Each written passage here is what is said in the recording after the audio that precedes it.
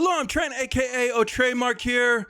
I'm being bombarded with questions about the quirks, what we changed, what they look like. Let me explain it all, and then I will post this in the official Anime Champions Discord and in the description below if you want to take a look. So I'm just gonna get right into it. Let's start with Leprechaun. Basically, nothing changed aside from the yen multiplier was lowered a bit. I'll explain why a little bit later. Okay, Thief. You'll notice that we lowered the drop multiplier on Thief. Trademark, why would you do that, Thief? Drop multipliers suck. You suck. You fail as a developer. I hope you get ran over. Yes, I am aware, perfectly aware, that drops was in a horrible state. Okay, here is what I have tried to do to combat it. This is a twofold issue. The issue was before players were able to get up to about 20x drop multiplier. So if we made drops feel good for, let's say if you were doing a raid and we wanted like a newer player to be able to go in there and feel good, get like 50 to 100 medals, okay? That sounds fine, right? 50 to 100 medals, that's not a big deal, right? But if you times that by 20 players, the same player for doing an easy raid, an endgame player could get 2,000 medals. Okay, so this was a big problem. We couldn't find a way to balance the feeling of making raids and drops feel good for early players as well as endgame pay to win players, etc. So this is what I've tried to do. All right, I do feel like this system is going to be better, and we will try. We still know that drops doesn't feel amazing. We'll try and add more value to the drops in the future by adding like, increasing how many skins you get with a higher drop multiplier, as well as getting the higher rarity skins with a higher drop multiplier. So let's describe it or explain what happens. So now when you have your drops team, if you equip a drop unit, which is a perfectly rolled drop, you're going to have 9% from your thief, right? And collector 3, I want to say, is 6%. So total, it's 15% or 0.15. Okay. Now, when you equip this, you'll notice I have 2x drop multiplier. So my drops goes up by 2.3, right? 2.3. So 0.15 with these two goes up to 2.3. Now, if you equip a full team of them, what happens? You basically are going to have another 2x drop game pass. Now, so for those, just ignore the numbers for a second and just think about what I just told you. You have a 2x drops game pass. If you buy that, you get double your drops. If you get a full utility team, you get double your drops again. And then if you pop a drop boost, you get double your drops again. So times 8 is basically the most that you can get. And then what I've done is quadrupled the amount of medals that you can obtain from a hard raid. Or actually, I tripled the amount of medals that you can get from hard raid bosses, and then quadrupled the amount that you can get from impossible. I didn't touch the chests. The chests will still feel exactly the same. It's just, you will get more medals from the bosses. The only players that this affects, basically everyone in the game is going to get more drops, more medals. The only situation where you would get less is if you were running 20x drop multiplier on a solo impossible. So it's like a very, very elitist group of players that will, theoretically get less than this, right? Okay. Now, hopefully what this allows us to do is it allows us to rebalance the game from a drops perspective. We could even potentially add a scalar to the chests. Right now, if we applied this scalar to the chest, it would break things again because daily rewards and such, daily raid keys would make you get 4,000 to 8,000 medals from an impossible raid. But I do feel like this is going to be a better solution in the long run. All right. So that's all I want to explain about Thief. And a lot of people are going to complain, but I do feel like this is better for the long-term longevity of the game. It makes it a much better experience for newer players. This means that we added boss medals back to easy and medium raids. It means that we vastly increased the boss medals from hard and impossible. And then for those of you that were asking about how will I farm medals in the Hunter x Hunter update before a raid is out, this is also going to apply to world bosses. This is something I need to explain because players are going to be asking this a lot. So let me go show this. Actually, is Spito. Let me just pop this real fast. Okay.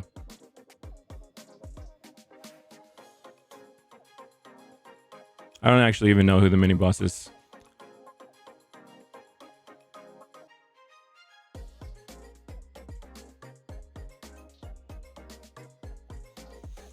Now, while my units are attacking here, let's go ahead and move on to the next unit here.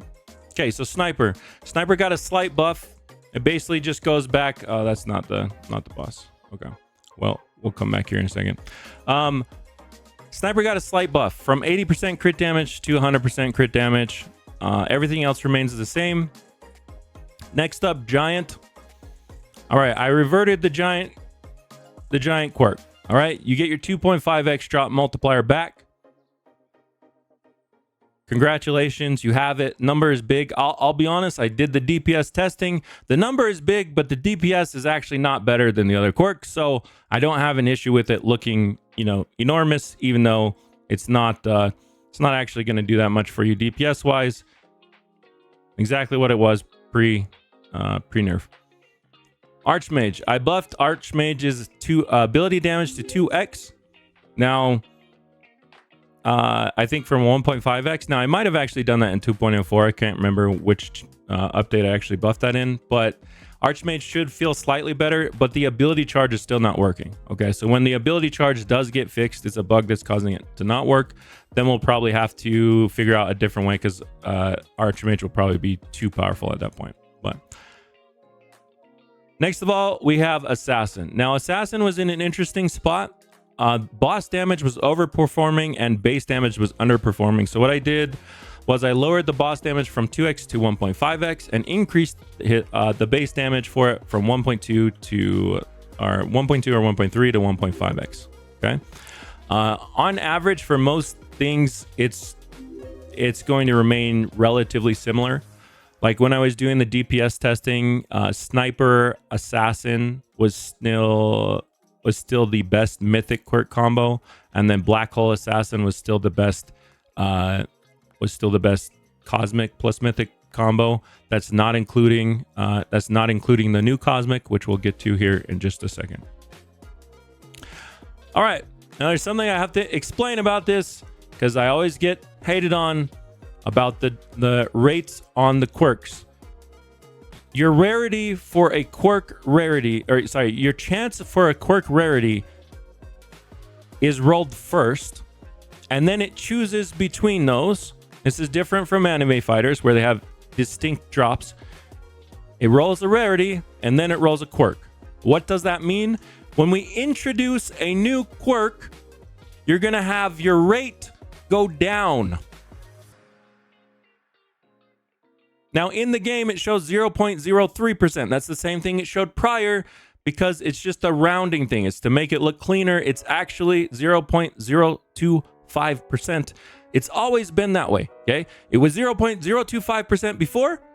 Well, excuse me. It was 0.025%. And then we doubled the rates, right? We made it 0.05%. And now we added another cosmic quirk, which just split that in half. So even though it shows 0.03, it's actually just 0.025. I just want to make that clear.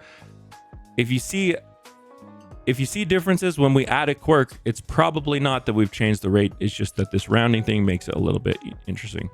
Black Hole. The only thing I touched on Black Hole was I put the ability damage back from 1.4x to 1.5x. Okay. Black Hole, still amazing. If you have double Black Hole, you will never be able to roll double Black Hole again. Let me repeat that for all these players, all these questions I'm going to get. Can you still roll double Celestial, double Black Hole? No, you cannot. If you have a double Black Hole unit, congratulations, you have a rare unit. If you want to roll it off, you can, but no one will ever be able to get double Black Hole again. But trademark, that's unfair. Celestial's better, okay? So just and future quirks are going to be better. This is like a very isolated situation where we have this weird thing where we only had one cosmic quirk. Okay, in the future, right now, in fact, the best, when I did the DPS testing, the best quirk combo in the game is Black Hole plus Celestial. So don't even worry about it. You can get right now the best quirk combo in the game. Double Black Hole is just, you know, basically a thing that's out of the game that you can no longer do. You can no longer roll double of any quirk. Okay, let's make that clear. And finally, if you look right here at my Mihawk, you'll see the glorious brand new quirk.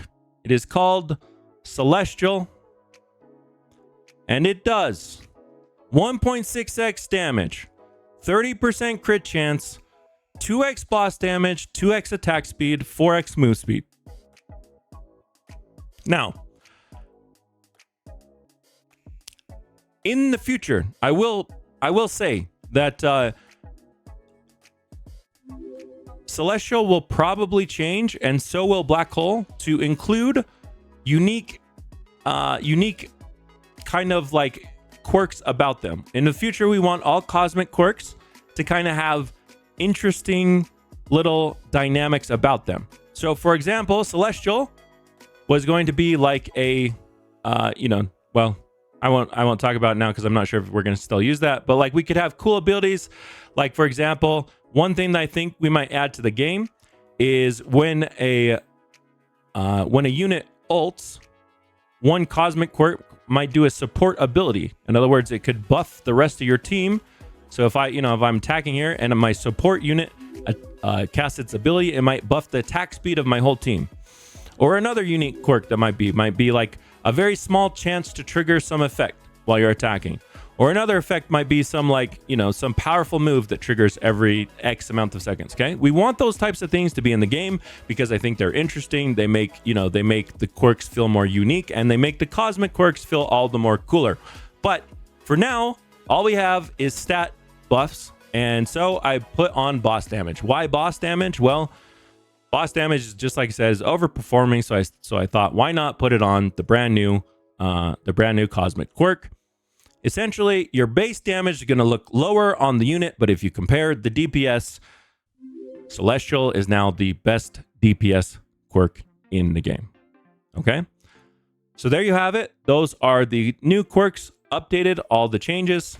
I will be posting another video about the affixes, which, if you don't know, the affixes are the things that you roll on skins, like Demonic, Ruthless, Stalwart, Knowledge, etc.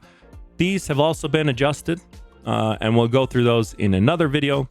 But for now, that's all the quirk changes. Good luck on your rolls. Oh yeah, the last thing I was gonna say was, I don't know where the bosses are, but basically for this update, until the new raid comes, you should be grinding other raids and rolling on them. For your older units, I mean, that's still something that we want to happen. Oh, yes, I forgot one last thing. Harmony bonus is now significantly improved. I think it goes all the way up to like 2x, or maybe not quite 2x, 1. Let me see. When I have it off, 3.5. Yeah, so no, not quite 2x, but eventually we'll have unique modifiers on Harmony as well. Just keep in mind that Harmony is a system that we're going to push players to be using. So if you're currently using a team full of like one unit, you're using a team full of like godly Ichigos, I highly suggest you start diversifying your team, because in the future, if not already, with the Harmony buff, I promise you that using like 8 unique units not 8, but using 6 distinct units and then whatever 7th you want as a free floater is going to be the best damaging team that you can get. Okay, but there you have it, all the quirk changes. Huge shout out to Abu for this amazing visual on this. This is my favorite thing. I love it. But then again, I'm a huge fan of Tyrael, and this is like Tyrael wing, so I would love it. Anyways, that's it for me. Malo, Albedo. Thanks for watching. Peace. I'm out of here.